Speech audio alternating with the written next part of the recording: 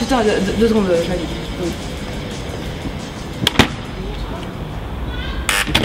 What kind of fuckery is this? You made me miss the slick Ricky. And thought I didn't love you when I did. Can't believe. Bonjour, je suis Laetitia Corinne. En fait, j'ai découvert la bande dessinée très jeune puisque mes parents ont une belle bibliothèque. Mon père est assez tintinophile dans le genre. Quand j'avais 5 ans, j'avais un copain qui avait pas les 7 boules de cristal, donc le Tintin, voilà. Et j'avais entrepris de lui décalquer entièrement l'album pour qu'il l'ait. Bon, je me suis arrêtée à la couverture parce qu'il faut pas déconner, mais du coup j'ai décalqué la couverture, voilà, et mon père a dû la garder quelque part. Et à la place d'Hergé, j'ai rayé, j'ai mis Laetitia et voilà.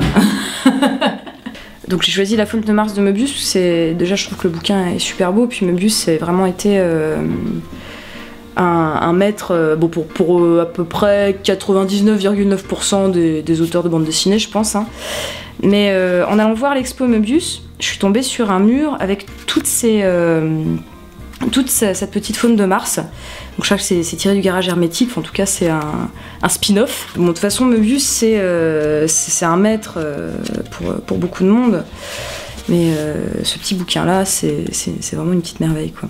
Pour moi la bande dessinée c'était quelque chose d'assez inaccessible et du coup je me suis dit il faudrait que je fasse peut-être quelque chose qui reste dans l'ordre du dessin, parce que je voulais vraiment faire du dessin. Et du coup je me suis orientée vers des études d'animation, donc je suis rentrée à... D'abord j'ai fait une mise à niveau à Duperré, ensuite j'ai fait une prépa à l'atelier de Sèvres et à Paris, et ensuite je suis rentrée pendant 2 ans à Estienne en DMA cinéma d'animation. Et en fait à l'âge de 15 ans j'avais rencontré Jean-Claude Mézières par le biais d'un ami, et donc je suis venue me voir, j'avais 22 ans, je lui ai dit voilà je sais plus quoi faire, je suis venue avec des planches, et il m'a dit mais il faut faire de la BD, ma petite, t'es prête. Ben, ça m'a fait super plaisir, je m'attendais pas du tout à ça. Et du coup, bon, il m'a dit je vais te présenter à Florence Sestac et puis elle va te dire ce qu'il faut faire. Je lui ai dit, c'était un peu trop. Et du coup, je suis dit, bon, allons-y, alors très bien. Donc, une semaine après, il m'a envoyé le numéro de Florence, je suis allée chez elle faire un stage. Excuse-moi, il y a le chat qui... Je suis allée chez elle faire un stage pendant 1 mois, et pendant 1 mois j'ai fait vraiment mon book BD, et à la rentrée je suis allée voir les éditeurs avec elle, et elle m'a présenté une éditrice qui s'appelle Gisèle Dehaene, qui bossait chez Albin Michel à l'époque, donc j'ai rencontré Hervé Dezinge comme ça, et ils m'ont signé mon premier album. Et voilà, ça s'est fait très rapidement, Le Monde Merveilleux des Vieux. Voilà. Et j'ai participé à des collectifs, j'ai participé à 2 collectifs dans la maison d'édition des Rondes dans l'eau qui s'appelle En chemin à la rencontre et contre la violence faite aux femmes. J'en ai fait un avec qui s'appelait El Gladiator contre Mongo, si je ne cours pas aux humanoïdes, il y a longtemps. Et un autre l'année dernière, où il y a 2 ans, qui s'appelle L'humour contre l'exclusion pour le Resto du cœur. Voilà. Parcours complet, fini. Vous savez tout. Donc Dave Cooper, qui est un auteur que j'aime énormément, que j'ai découvert il y a pas très longtemps. Et donc c'est un auteur canadien. Et là, ce sont des huiles. Il dessine des bonnes femmes complètement dégueu, très sensuelles en même temps. Enfin, il a fait un bouquin qui s'appelle Ripple, que j'ai prêté, donc je peux pas vous le montrer, où c'est l'histoire d'un artiste qui cherche un modèle. Et il tombe sur une nana dans la rue qui est extrêmement jeune. Et il va se mettre à avoir une relation un peu sadomasochisme avec elle. Et je trouvais que ce rapport était très intéressant. Et il va se faire complètement dominer par son modèle. J'ai commencé à la toute base dans le magazine Witch, donc pour les petites filles. Et puis donc, je faisais des illustrations, j'ai bossé mais juste une fois pour Géoado. Je travaille pour Le Psychopathe aussi depuis quelques années, et puis pour Arg. J'aimerais bien parler de la façon dont on s'est rencontré avec Pierrick aussi par rapport à Arg, parce que c'est lui aussi qui m'a aiguillée là-dessus. C'est que j'avais un blog que j'ai pas alimenté depuis 3 ans, donc voilà, qui s'appelait Caca, le blog de Laetitia. Et donc Pierrick était tombé dessus par le biais de Chat, je pense. Et Il m'avait envoyé un mail et il y avait 2 planches que j'avais publiées sur mon blog qu'il avait vachement aimé et ça m'avait fait très plaisir, c'est déchirant McFly, arrête. Et donc c'était un petit garçon qui avait chopé la grippe A et son père qui est sympa mais non en fait, voilà, qui le menace un petit peu, qui dit mais non qu'est-ce qu'on rigole avec papa, tout ça, et puis à la fin qui fout une grosse mandale. Et Pierrick m'avait dit tu veux pas essayer de m'en faire d'autres dans ce style là, je lui ai dit mais si carrément, et je lui avais fait donc la planche avec Pretty Woman qui était dans le premier arg, et du coup on est parti là-dessus. Donc c'est l'histoire d'une petite famille avec une petite fille absolument délicieuse et toute normale en fait, et les parents qui sont sympas mais pas vraiment en fait, donc ils sont pleins d'amour pour leur petite fille, mais ils l'aiment très très mal. Ils l'aiment pas du tout comme il faudrait, disons. Et puis ils l'exploitent un petit peu, ils sont très égoïstes. Pareil, Florence Sestac, j'aurais voulu parler d'un autre bouquin qui s'appelle Je voudrais me suicider mais j'ai pas le temps, où elle raconte l'histoire de Charlie Schlingo. Et c'est grâce à Florence que j'ai découvert Charlie Schlingo. Et bon voilà, je vous parle de son hit, qui est le démon de midi. C'est donc l'histoire de Noémie, qui est une femme d'une quarantaine d'années, et son mari. Et il va se trouver en fait une femme un peu plus jeune et il va partir avec tout simplement, quoi. Et donc c'est l'histoire de Noémie, comment elle le vit avec leur enfant. Et c'était très fin et très très bien trouvé. Et donc voilà, ça c'est Florence. Puis Florence c'est quelqu'un qui est très important pour moi parce que je lui dois absolument tout.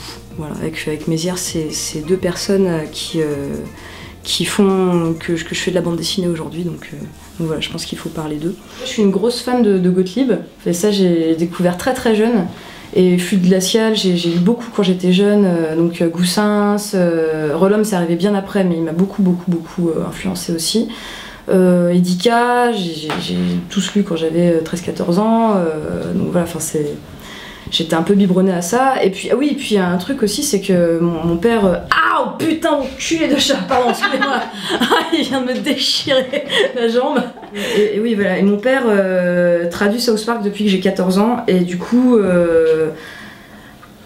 South Park c'est un peu humoristique, et du coup j'ai un peu été encore une fois biberonnée à ça. Et puis vers 14 ans j'ai commencé à faire des planches un peu humoristiques à la con avec des potes. On dessinait Mickey sur les chiottes en train de dire la porte connard, Mickey en train de tabasser Minnie parce qu'elle a pas fait la vaisselle, des trucs comme ça. Bien plus tard j'ai commencé donc vers 18-20 ans j'ai commencé à faire de la BD d'humour pour moi. Je reviendrai peut-être à d'autres choses plus tard parce que j'aime bien changer mais voilà, enfin l'humour en tout cas c'est venu à cause de ça. Voilà. Je pouvais pas passer à côté de Rollhomme parce que c'est un auteur qui m'a beaucoup influencé, et il raconte des histoires extrêmement glauques qui me plaisent beaucoup. Lui je pense qu'il a été très influencé par Robert Crumb, mais il raconte des histoires très très glauques avec 2 gamins et qu'il arrive toute une série d'aventures assez fantastiques, et c'est absolument génial. Il faut lire Andy et Gina, lisez Andy et Gina. Donc voilà, puis en plus bon, lui c'est un gros enculé évidemment, mais voilà, Rollhomme, pour ceux qui connaissent pas, à lire de toute urgence, vraiment. Et une autre personne qui m'a beaucoup influencé, c'est Goussens. Et lui, c'est son humour qui est extraordinaire, quoi. C'est un humour assez lent, assez absurde, avec beaucoup de latence dans ce qu'il raconte. Et c'est très premier degré. Et ça j'adore. Le décalage du premier degré dans le dessin, donc voilà, il n'y a rien à dire sur Goussens, si ce n'est que c'est une sorte de génie de l'humour et du dessin.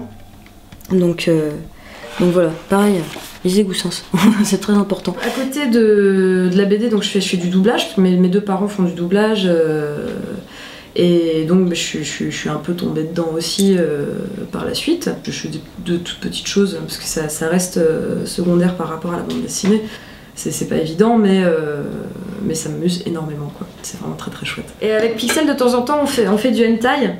Donc Pixel fait bonjour. Et là je fais c'est insupportable, donc voilà, ça c'est le travail de Jean-Claude Mézières et de Christin.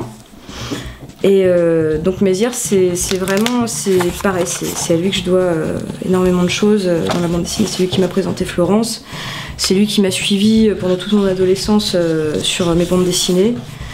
Et je suis toujours extrêmement fière qu'il m'ait accordé ce temps-là, parce que c'est un très grand dessinateur, et c'est dans la lignée de Möbius, enfin, c'est des grandes bandes dessinées qui... Enfin bon, je suis extrêmement fière. Vulmain, c'est... comment dirais-je? Ça a été une révélation. C'est-à-dire que quand j'ai vu sa photo dans l'Écho des Savanes, et que j'ai vu ce mec absolument angélique, qui dessinait des trucs absolument dégueulasses, je me suis dit que je voulais faire le même métier que lui. J'essaye, du moins. J'essaie d'en jouer. C'est un monstre. Au niveau du dessin, au niveau de ce qu'il raconte, il est vraiment dégueulasse. Je l'aime beaucoup. Voilà. Putain, à propos de Camille Burger, j'ai un scoop de malade. C'est vraiment... Bon, c'est un peu la teon, mais bon. Donc, et il semble que tes chiottes, il y a un truc qui ça va pas là. Je sais pas, c'est où? Non,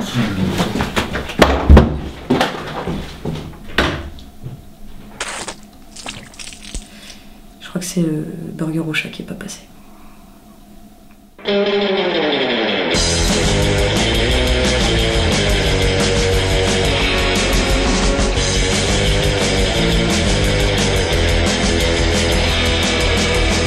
Bon bah salut, c'était super sympa.